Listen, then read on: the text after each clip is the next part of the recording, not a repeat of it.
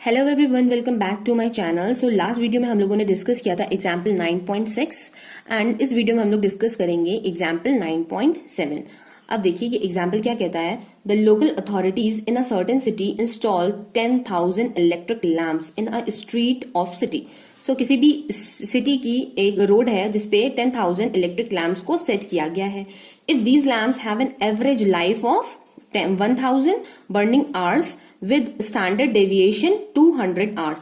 So 1000 इसका average दिया हुआ है कि ये बर्निंग आवर्स है इसके, और जो इसका स्टैंडर्ड डेविएशन दिया हुआ है वो आपको क्या गिवन है, वो आपको 200 गिवन है। तो ऐसा करके हम लोग सपोज कर लेंगे कि जो x है वो यहाँ पे देखिए फॉलो करेगा नॉर्मल डिस्ट्रीब्यूशन को, जिसका जो मीन हो जाएगा वो आपका हो जाएगा 1000 बर्निंग आवर एंड जो इसका स्टैंडर्ड डेविएशन है वो हो जाएगा 200। तो ऐसे हम करके 200 का स्क्वायर यहाँ पे करके इसका वेरिएंस लिख लेते हैं। तो यहाँ पे देखिए आगे भी बोला हुआ है अज्यूमिंग नॉर्मेलिटी, तो हमें नॉर्मेलिटी को ही अज्यूम करना है, तो मैंने उस अकॉर्डिंग यहाँ पे लिख लिया है। तो कह रहे हैं what number of lamps might be expected to fail, यानी कितने लैम्प्स होंगे वो फेल हो जाएंगे। तो पहला यहाँ पे जो पार्ट उसका गिवन है वो कह रहा है in the first 800 burning hours. मतलब कि ऐसे तो बोला गया है कि जो मीन आवर्स हैं, जो भी लैम्प हमने रोड पे लगाए हैं वो 1000 घंटे तक आराम से जलेंगे। बट कह रहा है क्या प्रोबेबिलिटी होगी कि उनमें से जो कुछ लैम्प है वो 800 घंटे चलने से पहले ही खराब हो जाए, है ना, in the first 800 burning hours. तो 800 बर्निंग आवर्स में फेल हो जाए तो हमें प्रोबेबिलिटी निकालनी है x is less than 800। Okay, so अब यहां से देखिए हमें ये प्रोबेबिलिटी निकालनी है, तो ये हम लोग इजीली निकाल सकते हैं। सबसे पहला काम होता है हमारा स्टैंडर्ड नॉर्मल वेरिएट में कन्वर्ट करना। तो देखिए ये z हो जाएगा लेस देन 800 माइनस मीन करेंगे, तो मीन है 1000, स्टैंडर्ड डेविएशन है 200। तो यहां से आप लोग जब सॉल्व करोगे तो आप लोगों को मिल जाएगा z इज लेस देन -1। तो अब इसको जब आप लोग ग्राफ पे प्लॉट करोगे तो देखिए आपका कुछ इस तरह से आएगा। ये होता है आपका z इज इक्वल टू 0। अब z इज लेस देन -1, तो -1 हमारा नेगेटिव साइड तो हम लोगों ने इधर ले लिया, और ये है इससे कम, तो हम लोग देखिए हमेशा पॉजिटिव वैल्यू लेते हैं ताकि हमारा कैलकुलेशंस इजी लगे और आसानी से हो जाए। तो देखिए जो वैल्यू यहाँ -1 है वही वैल्यू यहाँ पे +1 हो जाएगी। इसका मतलब z इज लेस देन -1 को हम क्या लिख सकते हैं, probability z is greater then +1। देखिए यहाँ पे +1 के फॉर्म में ये इस तरफ, बिकॉज हमारा नॉर्मल डिस्ट्रीब्यूशन एक सिमेट्रिक डिस्ट्रीब्यूशन होता है।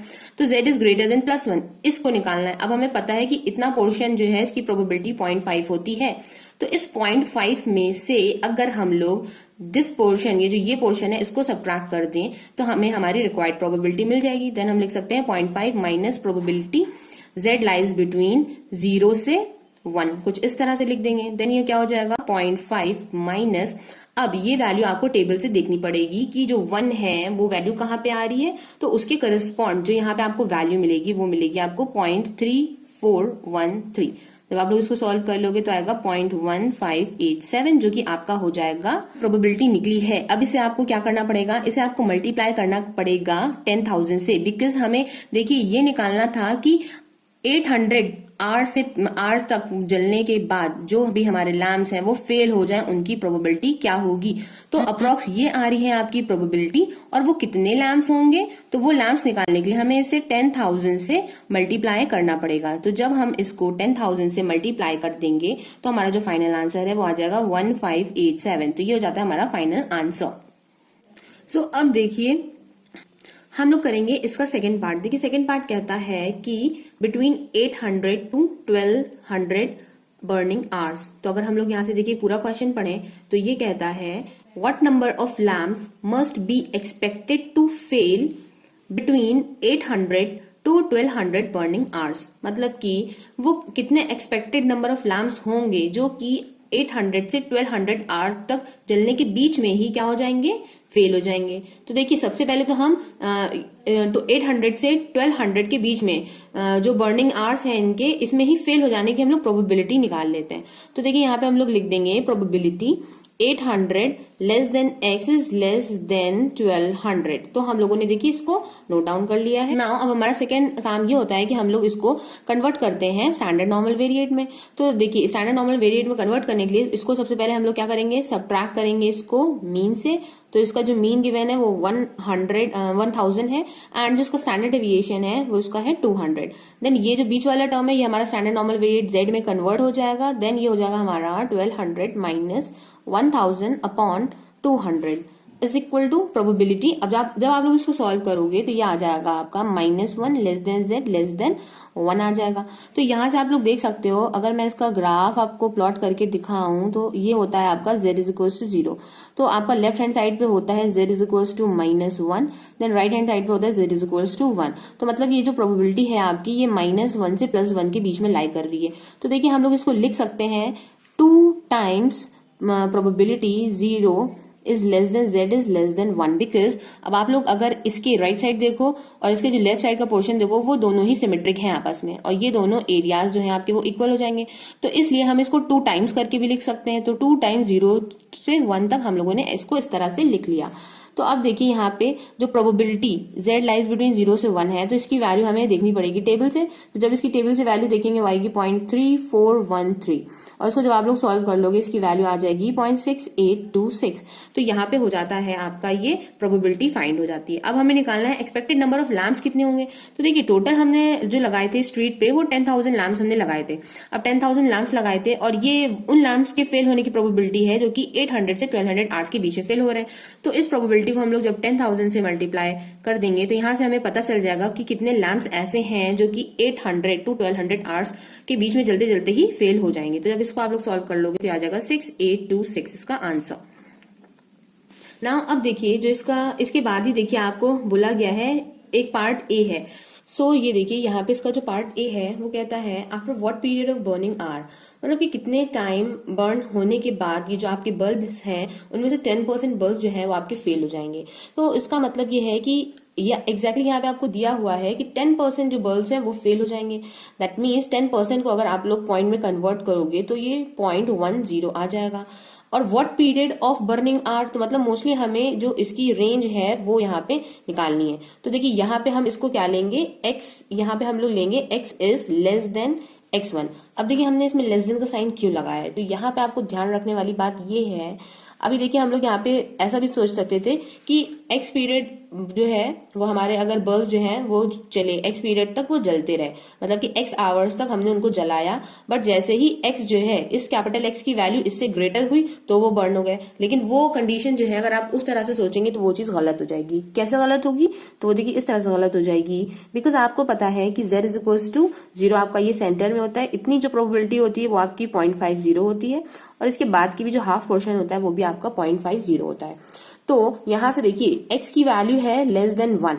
अब आप लोग ये यहाँ पे कंफ्यूज हो सकते हैं कि हम लोग x को राइट साइड लें या फिर x को लेफ्ट साइड लें। तो देखिए अगर आप लोग x को लेते हो यहाँ पे राइट साइड, यहाँ पे x को ले लेते हो, तो देखिए यहाँ पे बोल रहा है कि अगर कैपिटल X की वैल्यू लेस देन x है, दैट मीन्स मान लीजिए अगर यहाँ पे आपने लिया x1, मैं जस्ट यहाँ पे एक एग्जांपल से बता रही हूँ आपको, आपने मान लीजिए यहाँ पे x1 लिया और यहाँ पे बोल रहा है x is less then x1 है, तो यहाँ पे इसकी प्रोबेबिलिटी 0.10 आ रही है। इसका मतलब क्या हो जाएगा कि ये यहाँ से पूरा पोर्शन लेगा, ये पूरा, बिकॉज ये x जो है वो x1 से लेस है, तो इसका मतलब इसकी जो प्रोबेबिलिटी हो जाएगी, आपको पता है इस सेक्शन की क्या है 0.50 है, और कुछ इस सेक्शन की होगी, तो देखिए वो 0.10 से क्या हो जाएगी, ग्रेटर हो जाएगी। इसका मतलब ये कंडीशन हमें नहीं लेनी है, तो हम लेंगे क्या, तो हम लेंगे ये कि यहाँ से देखिए z इज इक्वल टू 0 हो जाएगा, और x1 हम यहाँ पे लेंगे, बिकॉज x1 यहाँ पे लिया और ये इससे कुछ कम पोर्शन है, इसका मतलब ये जो है तो ये 10% यहाँ पे हो सकता है, बिकॉज देखिए ये टोटल जो होता है वो होता है आपका 0.50। दैट मीन्स कि ये यहाँ पे हम लोगों को लेस देन के फॉर्म में ही यहाँ पे लेना है। अब देखिए सेकंड काम हमारा क्या होता है कि हमें इसको कन्वर्ट करना होता है स्टैंडर्ड नॉर्मल वेरिएट में। तो जब हमें स्टैंडर्ड नॉर्मल वेरिएट में कन्वर्ट करेंगे इसको, तो यहाँ से देखिए ये क्या हो जाएगा, ये हो जाएगा z लेस देन हो जाएगा, ये हो जाएगा आपका x1 minus mu upon sigma is equal to 0.10। तो अगर अब आपको देखिए, आपको पता है कि आपका जो डिस्ट्रीब्यूशन होता है नॉर्मल डिस्ट्रीब्यूशन वो आपका एक सिमेट्रिक डिस्ट्रीब्यूशन होता है। तो अगर आप इसको ग्रेटर के फॉर्म में लिखना चाहते हैं तो आप लोग ग्रेटर देन माइनस का दिस टर्म कर सकते हैं। तो देखिए यहाँ पे हम लोग लिख लेते हैं इसको, probability z is less then, आप z1 कर लो, इज इक्वल टू 0.10। आप लोग इस तरह से इसको कर सकते हो। अब यहाँ पे देखिए मैं आपको एक चीज और बता दूं कि x को हम लोगों ने जो प्लॉट किया है ये हम लोगों ने लेफ्ट साइड प्लॉट किया, और आपको पता है कि लेफ्ट साइड की जो वैल्यूज होती हैं वो आपकी निगेटिव में होती है। तो आप क्या लिखोगे, z is less than minus z1 is equal to 0.10। अब यहाँ से देखिए हमारे पास ये कंडीशन आ चुकी है, तो इसको क्यों ना हम लोग प्लस के फॉर्म में अगर कन्वर्ट कर लें तो देखिए यहाँ से क्या हो जाएगा, हम लोग लिख सकते हैं प्रोबेबिलिटी z इज, ये आपका लेस देन था तो हम लोग ग्रेटर देन z1 कर सकते हैं, इज इक्वल्स टू 0.10 कर सकते हैं। अब देखिए ग्रेटर देन z1 है, इसका मतलब कि अब यहाँ से ये पॉजिटिव साइड आ गया है, तो ये पोर्शन आपका कवर कर रहा है। तो इसकी प्रोबेबिलिटी निकालने के लिए हम लोग क्या करेंगे, टोटल यहाँ पे देखिए 0.50 होता है, तो 0.50 में से प्रोबेबिलिटी z लाइज बिटवीन 0 से z1, ये हम लोग कर सकते हैं। ये हो जाएगा 0.50 minus probability z lies between क्या हो जाएगा 0 से z1 इज इक्वल टू 0.10।